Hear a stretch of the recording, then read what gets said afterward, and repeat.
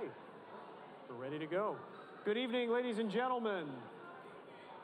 My name is Jim Byron. I am the president and CEO of the Richard Nixon Foundation, and welcome to the beautiful East Room at the Nixon Library. I want to begin this evening by recognizing a few special guests, namely Barbara and Alex Bowie, who are two special and treasured friends who recently made a major commitment to the Richard Nixon Foundation that's going to enable us to teach history and civics education in classes to students that are visiting the library. We've got some great plans in that regard that we're going to be unveiling over the next couple of months. So thank you, Barbara and Alex, for being here and for what you're doing.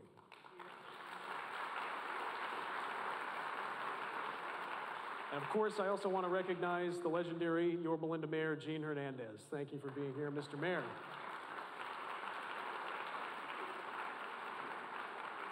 I want to thank all of our President's Council supporters and our Associates Club members, because it is thanks to your support that we're able to do programs like this tonight's event with Bret Baier as part of our Distinguished Speakers series. So if you're not a member, I'd encourage you to pick up a brochure and learn a little bit more about us and get involved with us here at the Nixon Foundation, because you won't regret it. Now on to this evening's program. Bret Baier is, of course, Chief Political Anchor at Fox News and anchor of Special Report. And he has broadcast Special Report at least 6 times from right here at the Nixon Library, including earlier this afternoon, which I hope you all had a chance to see. He's been generous to us with his time in other areas, including moderating a special program last year with Ambassador Robert O'Brien, the former National Security Advisor, who happens to be chairman of the board of the Richard Nixon Foundation. And Ambassador O'Brien and Bret were on this stage with none other than Sean Penn. And that was a fascinating conversation. So I encourage you all to go. It was all about the Russia-Ukraine war. It really was interesting. And it's on YouTube, so you can all go on and check it out. Bret is passionate about teaching American history to new generations, which dovetails nicely into our work, the work of the Richard Nixon Foundation to support American civics and history education. And Bret's new work is on our first president. It's called To Rescue the Constitution, George Washington and the Fragile American Experiment. Bret is going to be talking about that this evening, and he has also agreed to sign all of your copies of your books tonight after the program in the Annenberg Court where you first came in. Our honored guest will be interviewed by Dr. Luke Nichter, a New York Times bestselling author and historian by trade, who holds the James H. Kavanaugh Chair in Presidential Studies at Chapman University. Tonight, we are studying a president, our first president, so we figured there would be nobody better to conduct this interview than a presidential historian. Dr. Nichter's latest book is called The Year That Broke Politics: Collusion and Chaos in the Election of 1968. It was just published in August. It's also available in our gift shop, and I highly, highly recommend it. So ladies and gentlemen, without further ado, would you please join me in welcoming Bret Baier and Dr. Luke Nichter.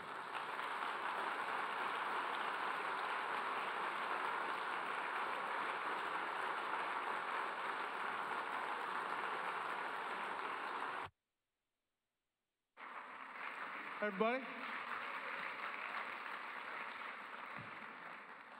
Good evening. It's good to be back in the East Room.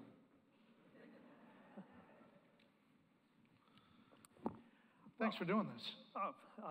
You have to imagine the absurdity of the moment that I'm somehow going to moderate America's moderator. But let's dive in. In the acknowledgments of the book, see, you tell I'm a historian because I read the book kind of backwards rather than the way it's supposed to be read. You thank your family for being supportive of what you called your historical addiction. So when did this start, and how does it inform your reporting?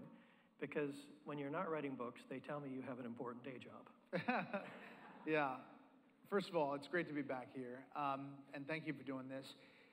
It is a historical addiction. I really do love this process, and it started, my first historical book was 3 Days in January about Dwight Eisenhower, and that's the 3 days, his farewell address 3 days before the Kennedy inauguration. The book before that was about Special Heart, which was my son's journey with congenital heart disease. By the way, he's doing fantastic. He's 6'4", and Fortunately, fortunately, he looks like me because, I mean, I look up to him and how is this kid so tall? But anyway, the addiction started with Eisenhower, and that book took probably 3.5 years. The research, the finding the researcher, the nuggets, you know this process, going to National Archives and digging stuff up. And I really loved it. And that brought me to another moment, and that was 3 days in Moscow with Ronald Reagan and Mikhail Gorbachev in the Moscow summit. That led to kind of the Star Wars trilogy going back to the beginning of the Cold War.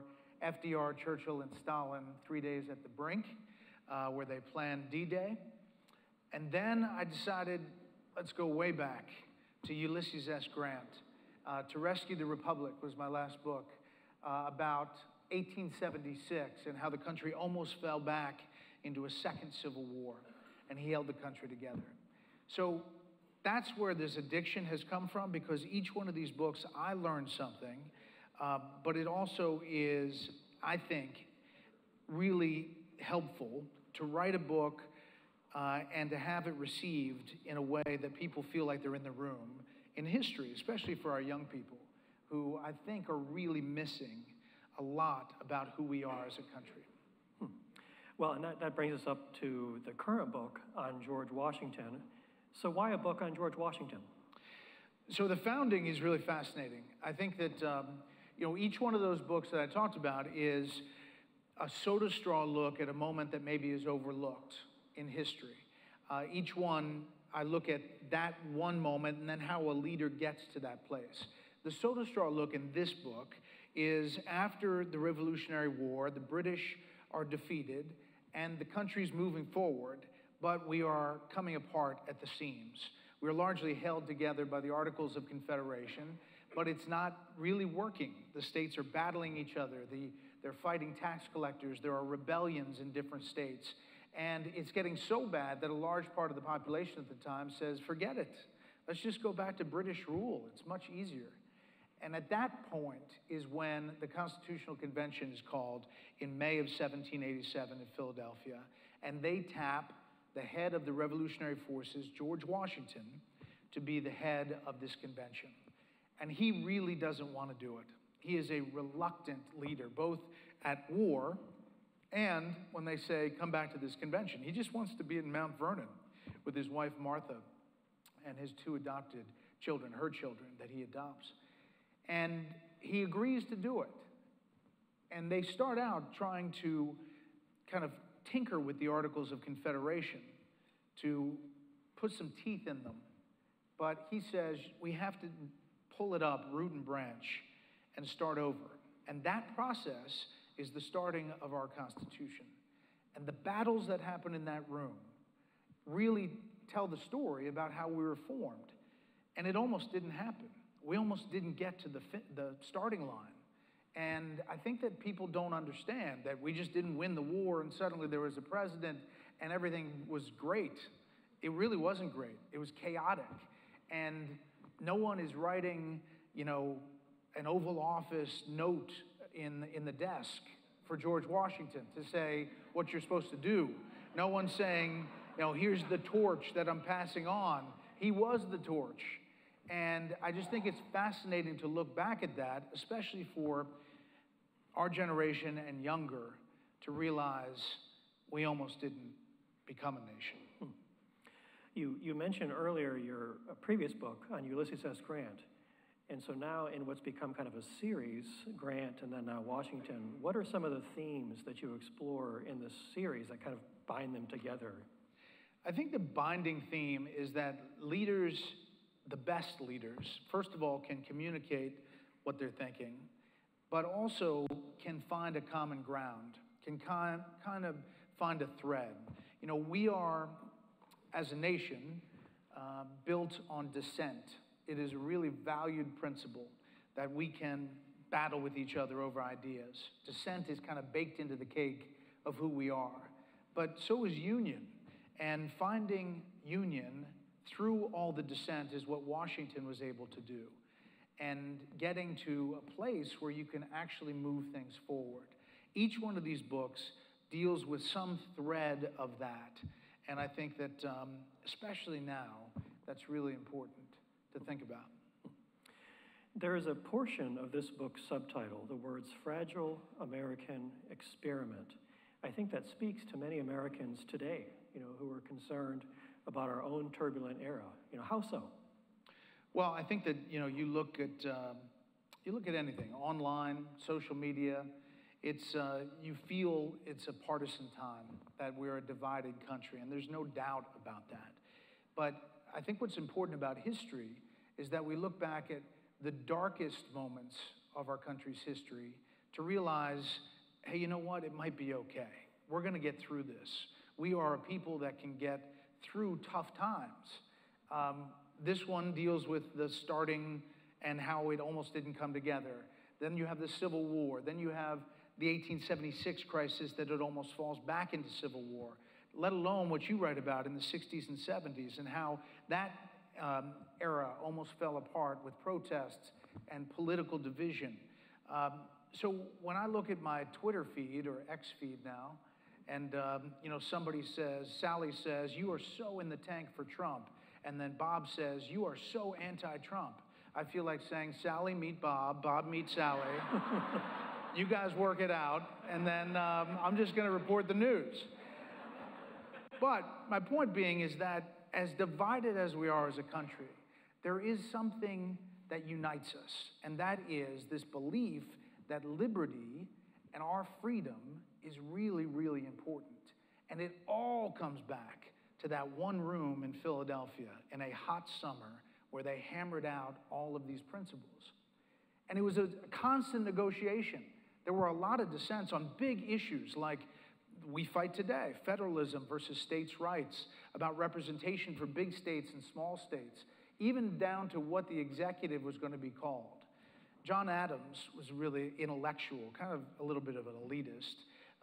And by the way, you learn about all these different characters in this book a little bit more, I think, than even any history book gives you. It just gives you a sort of a fabric. It puts you in the room. You kind of meet them. Anyway, John Adams, he had a different thinking about things. He wasn't really accepted in that group that was trying to hammer things out as much. He was super intellectual, had a lot of great things to say. But for example, he wanted to call the executive His Royal Highness, the Protector of the United States of America, and all that entails, something to that effect. And James Madison turned to him and said, "Are you kidding me? We just left a monarchy." And Washington steps forward and says, "Let's just call it the President of the United States." Each time you see Washington stepping forward as this figure that finds common ground in a somber, thoughtful presence that really uniquely made him the guy that could be the first president and be the founder, the essential founder of our country. Well,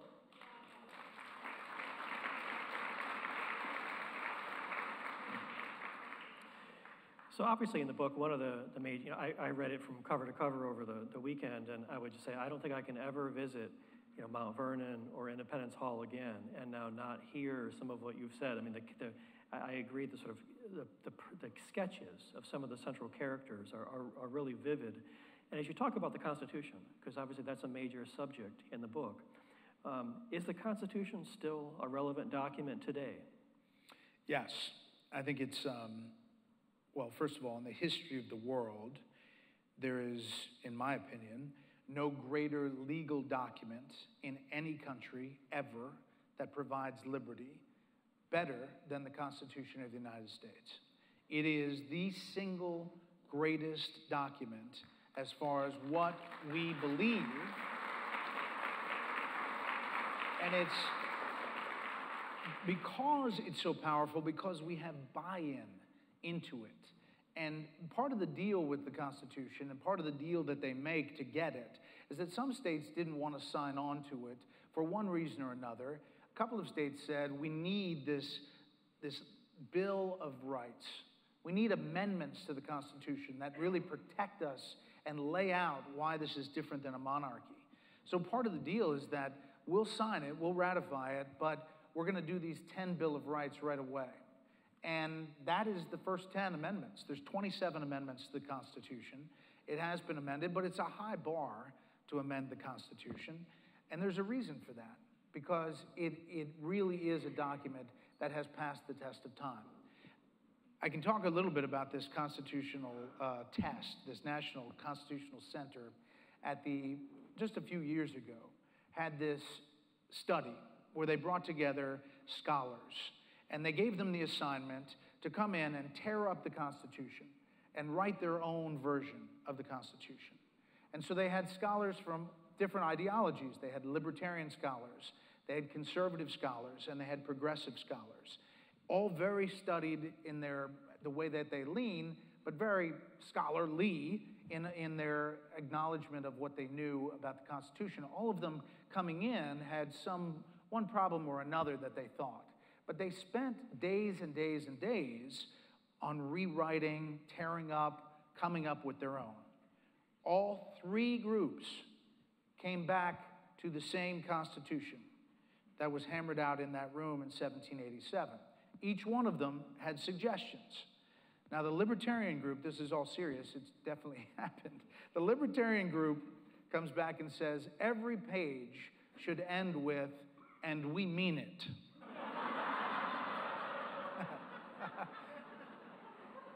The conservative group had a problem with the executive section, and they believed that it should be more clearly defined because, for example, executive orders are things that happen where presidents can write them, and it's different from administration to administration.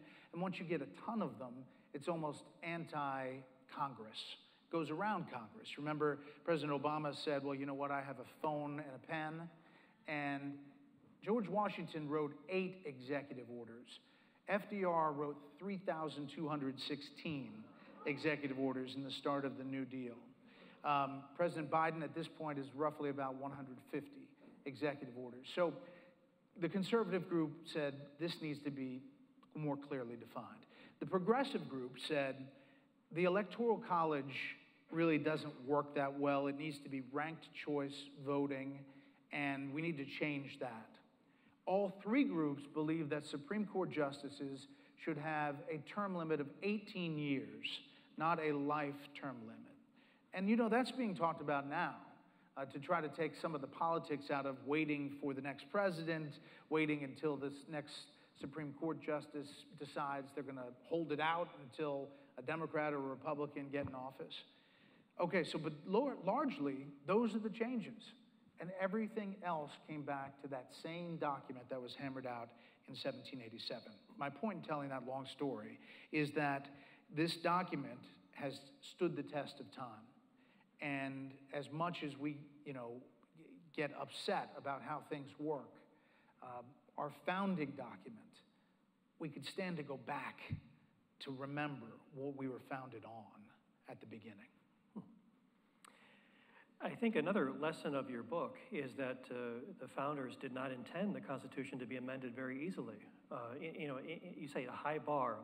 And in addition to a few that you mentioned, maybe abolishing or reforming the Electoral College, setting term limits for Supreme Court justices, somehow amending or reining in the growth of presidential power. Another one is statehood for the District of Columbia, comes up from time to time, every few years. Do you think we're ever likely to have another constitutional convention? I think, well, first of all, there was a lot of talk about that for several years, about a decade ago, and Antonin Scalia, late Supreme Court Justice, was asked about that, and his answer was, whoa, we never know what we're going to get if we go down that road. And if you open it up and change the whole thing, I think it would be tough to get to that threshold for a constitutional convention. And what would come out of it? I think that the founders thought about a lot of things, about representation, about a representative republic, as opposed to a pure democracy. And there is something pretty unique about our system that, while it's messy, as we have seen in the last 22 days to get a House Speaker, which happened today. There is now a House Speaker. You can applaud. It's messy, but I think if you look back at it, it is something that once you get through the mess, they understood that it was going to be messy. They understood that it was going to be chaotic.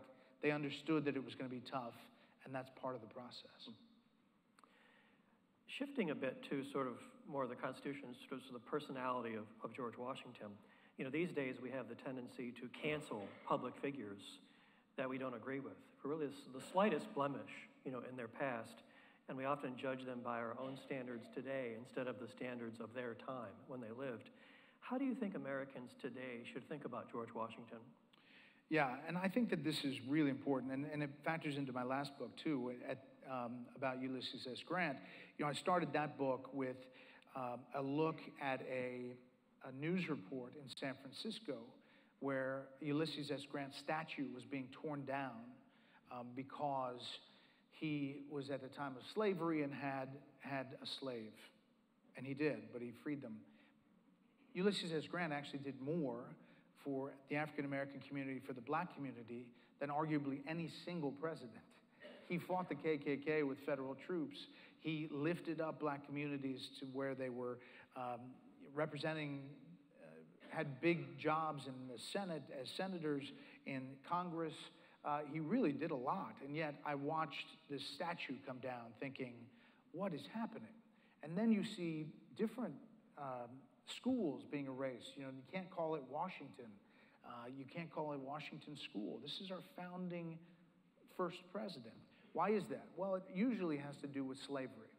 And slavery was a big stain, obviously, a huge stain on our history.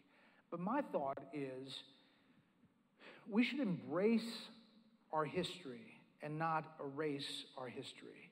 We should be looking back and saying, this is where we were, and there were horrible things about it.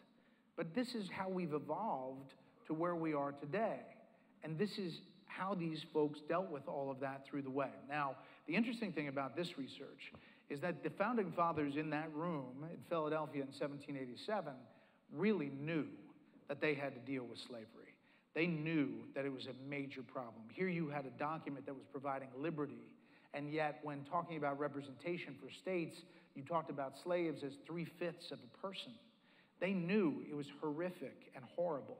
They didn't use the word slave ever in the document, but they knew they had to deal with it. They also knew they couldn't get the southern states to sign on to a constitution that eliminated that as such a big part of their agri-economy. So they decided that they were going to essentially punt and deal with it in the amendments. Unfortunately, it took a lot longer than just the Bill of Rights, which obviously provided liberty but didn't for slaves. And it took a lot longer to deal with. And I want to read something to you about George Washington and about how he felt about it. And this gives you a sense of the process of finding, these nuggets of, just interesting things. Slavery obviously was a fact of life during that time. And Washington was a slave owner. He inherited 12 slaves from his family, his father. But his wife, Martha, was a widow, and she inherited 100+ slaves. All of them worked at Mount Vernon.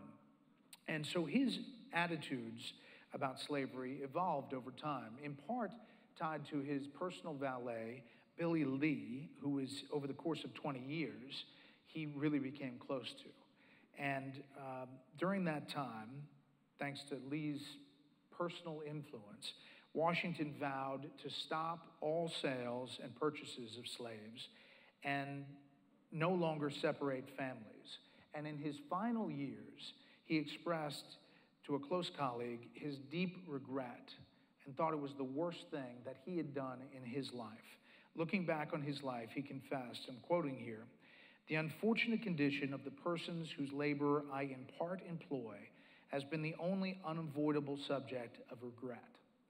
And in his will, he freed Billy Lee outright and all the other slaves once Martha passed, freed them all, and said that anyone would be financially supported for the rest of their life and their families based on the Mount Vernon estate and all that came out of it. Point being is that you don't hear that about when everybody's talking about how slavery and this leader and what happened, but there was self-reflection about that moment in time, even at the moment of time when it was happening. So again, embrace, don't erase, look at what those men were dealing with at the time, and then think about where we are and how we can be better from here, is how I look at it.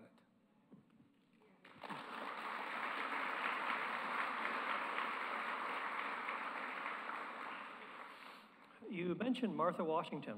In so many books about kind of great men often leave the ladies out, or it's no more than kind of lip service. I enjoyed the fact that you spent so much time in the book focusing on the influence of Martha Washington on her husband. So if Washington in many ways set the mold for all the presidents who would come after him, how did she do so for future first ladies? Yeah, it's a great question. First of all, he was deeply in love with Martha Washington. And unfortunately, we don't have all the correspondence, but there were many, many, many correspondence and love letters that she burned after he died. And unfortunately, that was lost to history. But other people wrote in diaries about their writings, so we knew that this was happening. And we have a few of the writings of Washington and Martha. But what was clear is that he desperately wanted to be back with Martha anytime that he was away. He answered the call every time. Every time he was tapped to do something, he did it. But he always wanted to go back to Mount Vernon, and it was always a thought to do that. When he finally takes over and he's unanimously elected the first president, he goes to New York, which is where the capital is at the beginning. And he's setting up this new government, and it is very chaotic. You know, people are very excited about the new government that has been hammered out, and this new president that they know as the Revolutionary War hero, the guy who commanded and went through this constitutional convention, managed to shepherd the ratification of the Constitution, which was, in Washington's words, a miracle that all of this came together. And by the way, on a separate note, a lot of people look at that and say there's no way all these things could happen without some divine intervention. It literally there had to be somebody upstairs giving something from up above, because these events just didn't happen. Anyway, he gets to New York, and it's really chaotic. And everyone is coming to New York because this is now the people's house. He's the first American president. They want to see him. So it's like Grand Central Station. People are coming in and just, I'd like to talk to the president. And they're just walking in, and people are coming from all over. And he is desperately in need for Martha to show up. She is at Mount Vernon with their grandchildren at the time. And so he comes up with this scheme with his close aide, Tobias Lear. He says, listen, we need to get Martha here to handle this, but more importantly, to handle me. And he says, tell Mrs. Washington that we serve seafood every night here in New York. She was a sucker for seafood. All right, so he writes this letter. Dear Mrs. Washington, we have lovely spreads of scallops and shrimp and oysters every night here in New York. President Washington would love to have you at some time soon. She showed up about 5 days later. So little did we know that seafood could have saved the country in the early days. But her then getting there, she sets up all of this, how it's going to work with people meeting him. And she's going to hold a tea and a coffee. And she essentially sets up what the early first ladies would take to be the blueprint for how to run a White House. And Martha is essentially a big part of who George Washington is. So this book is obviously, should be no surprise, full of lots of events and personalities of the 18th century and 19th century, but I think this is also a book for us in the 21st century. There's so much in it that resonates with our era today. And I think every day as Americans, we are reminded by the news, by our news feeds, social media, of all the things that divide us as Americans. But I think one of the themes of this book and of your series of books is that there are things that still unite us. How so? Well, I think back to the liberty that we got out of this process, and also that this hunger that despite the fact that we have differences and ideological differences, there is this hunger to kind of move forward and find common ground. I have this thing on my show called Common Ground, where I bring Republican and Democrat together, and they talk about what they're working on first instead of what they're fighting about. And a lot of people say that's rose-colored glasses, that's not how it works. But in essence, it really is. There's a lot of those teams who are working on Capitol Hill trying to find common ground across party lines. It's just that we don't cover it that much because it doesn't make the news. You know, the fighting makes the news. The back and forth makes the news. And when we started this, probably about 5 months ago, you know, there were a few groups that came up, but now there are people trying to get on the show with their ranking member to say, this is what we're doing. You know, I want to tell the people at home in both Maine and Alabama that we're doing this. And so what I think comes through not only this book, but in every book that I've written, is that there are examples of that in our history. The question is, are we going to have the leaders that step up to that moment and say, I'm going to take the heat from my base. I'm going to take the heat from my side, this side or the other side. I'm not just going to stir the pot every election. It always seems like we're one election away from solving the big problems in our country because everybody goes to their corners. I'm telling you that the common thread in all these books and all these leaders is that there is this thought about common ground. And that's actually where the program came from, and it's where the theme to these books has really come from. Well, it's 2023 today, and we are nearing our nation's 250th anniversary in 2026, not that far away. How can this book, how can the era of George Washington offer us fresh inspiration in 2026? I think it's, you know, on this momentous anniversary, and it is a big deal if you think about it. And in the history of the world, it's not that long of a time that, you know, you think about it, the ancestor of the ancestor of the ancestor shook the hand of somebody who knew George Washington. I mean, you know, you could go back in time, and it's not that long in the history of the world. And so it's a really momentous anniversary, and one that I think, going back to founding principles of what they were thinking about at that time, is an important thing to remember. And it's an important thing, like as we start to move forward and how we can be a better union, we should go back to that and just remember where we were at the beginning. Now, a lot has changed. A lot, you know, it's not Pollyannish to say, obviously, we're dealing with AI, and we're dealing with social media, and we're dealing with kids who I can't get off the phone. You know, put the phone down, boys. I have a 16-year-old and a 13-year-old. But if I can somehow get to them and in one way or another tell them what our country was founded on, maybe there's a Washington to be. There's a Washington in there that is going to say, I'm going to take that torch and be the next guy. Or woman. Or woman. The best boss I ever had was Brian Lamb at C-SPAN. So I have to ask a Brian Who was Lamb, a fantastic guy. I have to ask a Brian Lamb-like question. Yes. On page 295. Oh, I love this. You write this, quote, I would argue that had a different man been our first president, say John Adams or Thomas Jefferson, the grand experiment might not have survived its infancy, end quote. Why do you say that? Washington was bigger than the moment. He never had, it didn't seem, and everything that we found, every person that wrote about him, his personal diaries, everybody that dealt with him, he seemed like the adult in the room. Not that we lift him up as a godlike figure, but that he was kind of quiet and unassuming. He always went into every job saying, I may not be the best for this job. And he, you know, when they tapped him to be the commander of Revolutionary Forces, I might not be the best commander here. and when they tapped him to lead the Constitutional Convention. This might not be the best thing, but I'm going to try hard. And when he's the first American president, there could be other people who are better at this job. But every time, he was the best person for every job that he took. He had this humble quality. He had this ability to be quiet and to listen first to the dissenting voices, and then not make his feelings clear, but then actually work with those dissenting people at a dinner later and say, how can we figure this out? He would work behind the scenes. Adams didn't operate like that. Thomas Jefferson did not operate like that.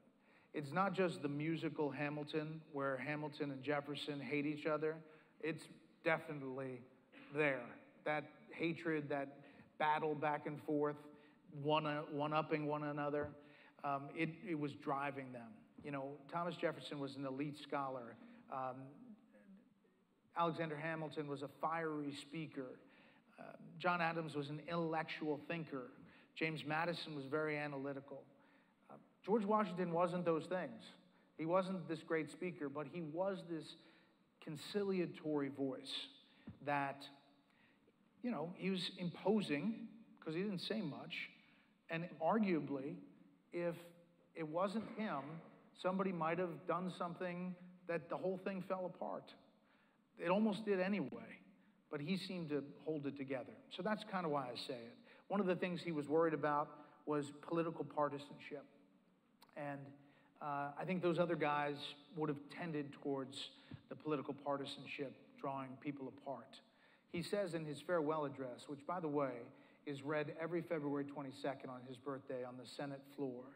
And to this day, it is really prescient what he says in his farewell address, in that he's worried about the power of political parties and partisanship that could, if it's not handled, could consume us and take us over. He's worried about getting entangled in foreign affairs. He says that in his farewell address.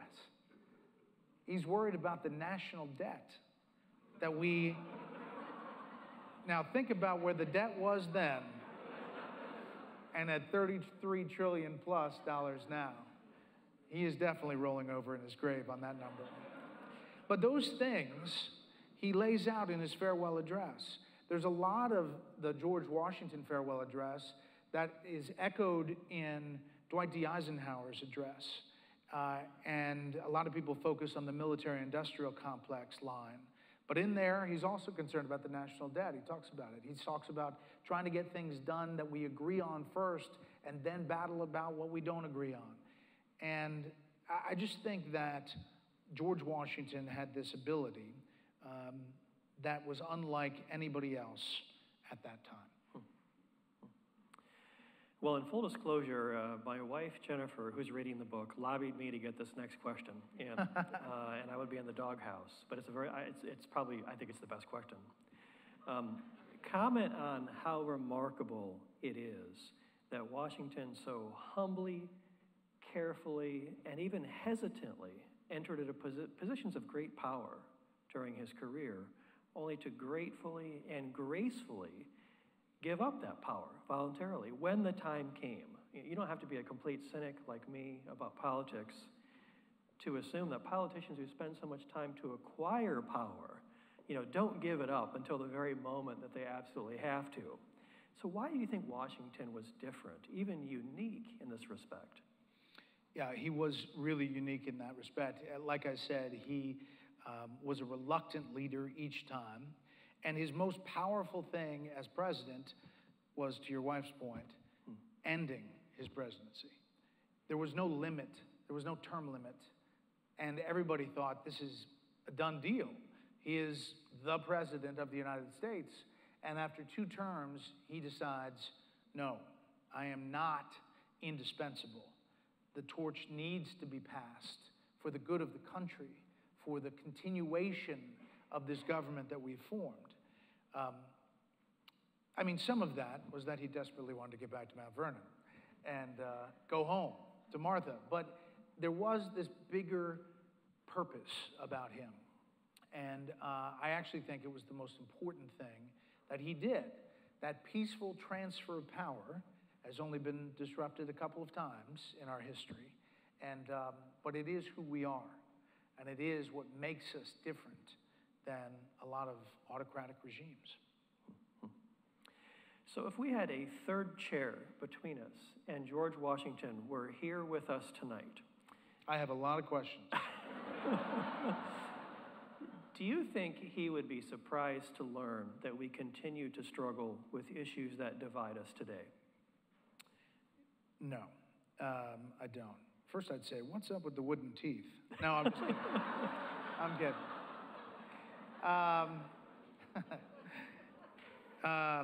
I don't. I think he knew that it was going to be a constant battle. He knew that in order for us to succeed as a country, you got to fight for it. You know, the name of this book is To Rescue the Constitution, because he rescues it 3 times. He rescues it as a commander, he rescues it as the head of the Constitutional Convention, and he rescues it as the first American president. In Ulysses S. Grant, To Rescue the Republic, he rescues the Republic by holding the country together, and he says numerous times that we have to, as a people, continue to fight for it. Reagan says, you can't stop fighting communism, you can't stop fighting all of these different foes. Not that you have to be the world's policeman, but you have to stand up for your principles. Nixon said similar things about how he looked at things and how he looked at the world. It is a constant battle that if you give up, we don't succeed as a country. So I don't think that Washington would be surprised that it's a constant battle. He might be surprised at how the battle has changed and how political parties, to his fear, became much more powerful than he ever believed they could. Final question, and then we will get to some audience questions that have been submitted on note cards. So we have a presidential election about a year out from now, and I'm hearing it's going to be a little contentious. So what can those vying to be the 47th president learn from the first? I think that's a great question. And I'm looking for a quote. Churchill said, of democracy, it's the worst form of government, except for all the others. And I think that, you know, standing true to your principles, but figuring out how we can come together as a country is a tough thing to do when you're running in a primary, you know, because you're trying to really fire up your folks. But in reality, that's what all these leaders are eventually trying to get to, is to be a leader, but also to take people with you, and even your opponents, to realize, hey, listen, we can work on something. We can get, you know, some portion of the loaf and figure out how to get something done. And, you know, a lot of people say, oh, that's mealy-mouthed stuff. You got to fight tooth and nail principle. Yeah, you can stand up for your principles, but you can also negotiate. You can also figure out how to move the ball forward for the betterment of the country. And I think that the biggest thing you could learn from Washington is that it is about the country and not about the person. And George Washington was always about the good of the country. And if we can have candidates that are thinking like the good of the country as opposed to the good of the person, I think we as a country would be a better place.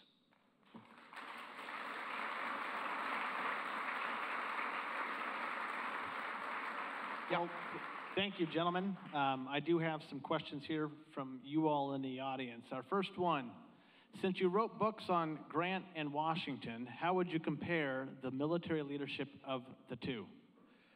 That's a good question. I think that Washington was more about inspiring the men. If you look back at Valley Forge, it was a real crucible.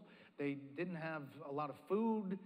They were really cold. They had to build shelters. They had no uniforms. They were falling off them. They had shoes that were falling apart. They had bloody feet. And yet he inspires them and convinced them that they can win against this British force that really got kind of lazy. Ulysses S. Grant is more of a tactician, a strategy about how to win these battles. And different, I think the strategy tactician goes to Grant, but the inspiration and fight on goes to Washington. All right, our next question here, shifting to current events. How do you think the U.S. should handle the war in Israel? Holy cow. I don't think George would. Back to Martha Washington. Yeah. She really loves seafood. That's a heavy question. Let me just tell you this. I think that there is this sense that something's going to happen in coming days, and I've talked to a lot of people that there is a lot of planning that's ongoing. This is going to be ugly. I spent a lot of time in Iraq and Afghanistan, and by the way, how many people have served, who have families who served in the military in here? Thank you very much for your service.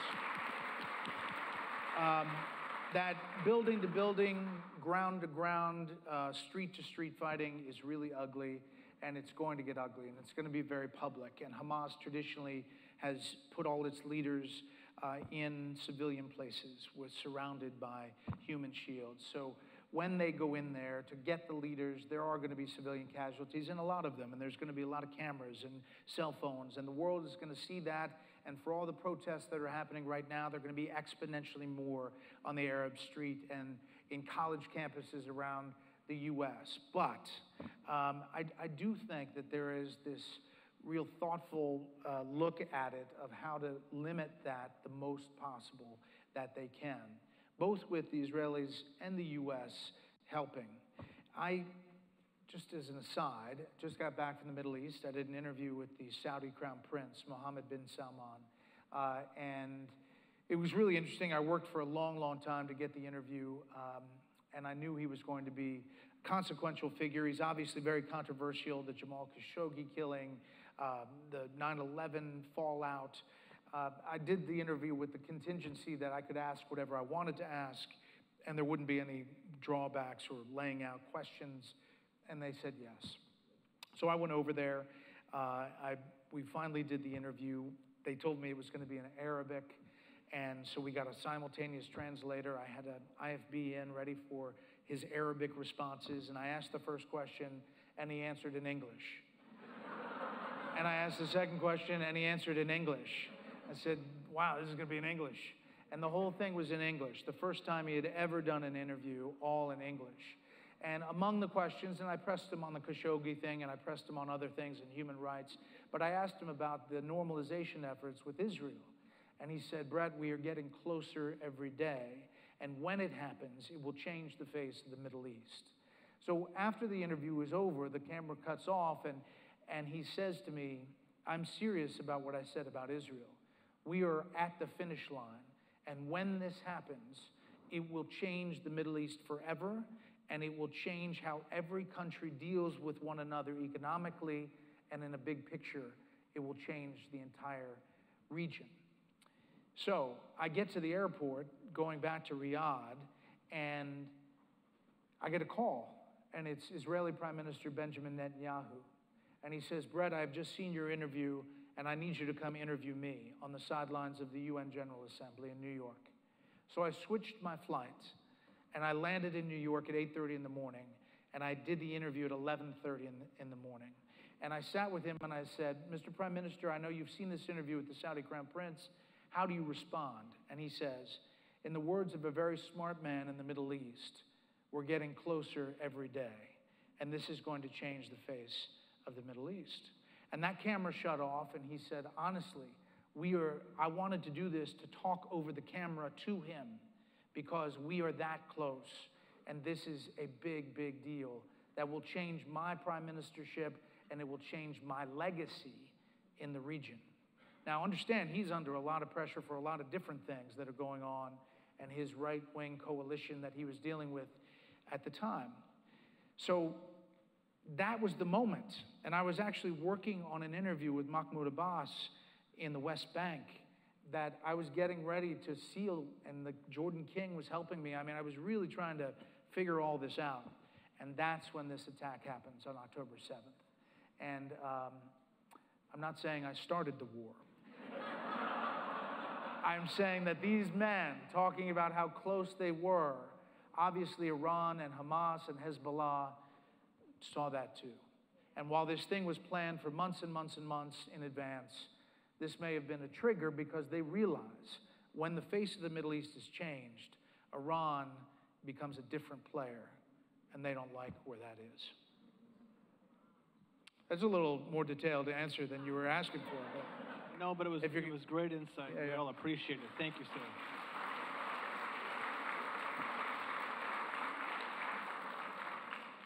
Shifting back to the book, what is next in the series of books, ... maybe Nixon? You know, every time I've come here, what about 3 days and, yeah, something. I think it's fascinating. I'm looking forward to reading your book and about the 68 election. And you know, I think that there are fascinating times in all parts of history. I'm looking still back a ways and looking at Teddy Roosevelt right now and the foreign policy exploits of Teddy Roosevelt. But we'll see. It could shift. It could go from Teddy Roosevelt to Nixon in China really quickly.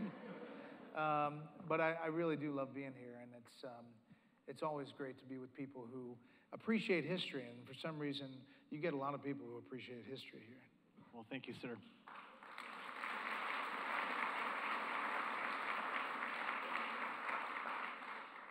What George Washington quote is the most inspiring to you and why? You know, one quote, I think the quote about political parties, if you don't quench them, they will consume you. Not because it's powerful in its inspiration, but it's powerful in its warning. And that line in his farewell address about, you know, describing it almost like a fire, flames, that if you don't quench it, it's going to consume you, is really, I don't know, very telling, I think. At the end of the book, I do the entire farewell address, and it's just worth reading every once in a while and just checking in, because it's really fascinating. And I also did the audiobook, so I read the audiobook, and that's the only way my wife reads these books. Is she goes for a walk or walks the dog, and she has me read the book to her. So she's a very smart woman, but she likes to hear me read the book to her. And so I enjoy doing that. This question in regards to presidential debates. How do you prepare for them? Do you have any help with the questions? And is there any way to control them better? Yeah. So I think the last part of that question is crucial. We didn't have control of that process. That was an RNC process. I wanted to shut off the microphones once it starts getting out of control, but they were worried that you miss the moment where, you know, the second the guy says or the woman says blah, blah, blah, blah, and it becomes the viral moment, but you've cut off the mic because they've interrupted too many times. I just think it's untenable the way it has worked. I've moderated the first debate, and who knew going in that Vice President Pence was going to be the problem child? You know, that was not on my bingo card heading in. You know, a couple of times I had said, Mr. Vice President, this is not helpful at all. And then, you know, this is the sound of the bell. When you hear that, stop talking. Anyway, I just think it doesn't help in the narrative of trying to figure out who's the best leader. It helps about, you know, 30-second sound bites, and really we need to get beyond that. It will get better as there are fewer and fewer candidates who qualify. Our friend Hugh Hewitt is moderating the next one in Miami with NBC, and Lester Holt and Kirsten, what's her name? NBC, Meet the Press. Anyway, they are going to, you know, try to do this, but it's going to be the same problem because they're going to have a lot of candidates. When you have 4 or 3 instead of 8, it's a much different ball game. I tried to have Chris Christie and Vivek Ramaswamy on my show together and spent 45 minutes, I wanted to, spend 45 minutes talking about the issues and not have any bells or whistles and just let them hammer it out, but moderate and talk about the issues, why they're a better leader, here's what you think, here's what you think. The RNC got word of it and said, if those two candidates sit on the set, on Bret Baier's set, then that will be an unsanctioned debate and they will be unable to take part in Miami or in Alabama, the next two debates. So they put the kibosh on the candidates. And so I did them back to back, you know, Christie and then Ramaswamy. But I think that the more that we could have long-form talk between candidates, the better informed you all are, and the more there's less yelling and you can't hear them.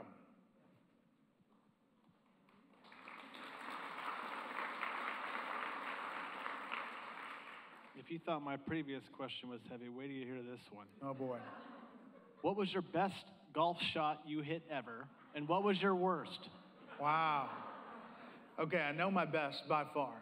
I was playing in the AT&T at Pebble Beach, and I was on the camera on CBS, and I had pushed on the 18th hole. My second shot, I was trying really not to hook it into the water on 18, and so I pushed it right. And I pushed it into the Arnold Palmer Cocktail Lounge. And my caddy, you get a free drop from there, but you'd have to drop into the rough. And so my caddy climbs up there and he says, Bret, it's right here on the rug, and it looks really good. So I climb up there, and some guy gives me a vodka tonic, and he says, go ahead, shoot, go for it. So meantime, Jim Nance, who's a friend of mine, is focused the camera on the Arnold Palmer, you know, cocktail lounge. And he's like, Bret Baier's got the shot from... And so I take out a wedge, and I literally could have shanked it right into somebody's head. But I hit it on the green, and I made birdie. So... That was the best. The worst was probably the Lake Tahoe Celebrity Tournament where I topped it off the 10th tee on television. Yeah, it was really... Playing in college, you're not supposed to top the ball. But I'm a walking wallet now. I just hand my money to my buddies. We'll take one more, and this one, what one character trait made Washington the great leader that he was? The great leader?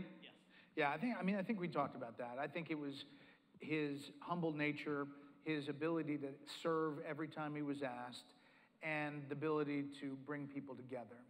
You know, we have a lot of different thoughts about how this country should be run. But the bottom line is the thing that we all should take home every night is that we are extremely blessed to live in this country.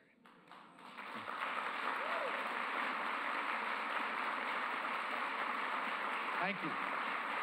Bret, Dr. Nichter, thank you very much. Ladies and gentlemen, the book is To Rescue the Republic. Thank you very much. Pick it up That's in the gift shop. Thank you for coming, and good night. Great.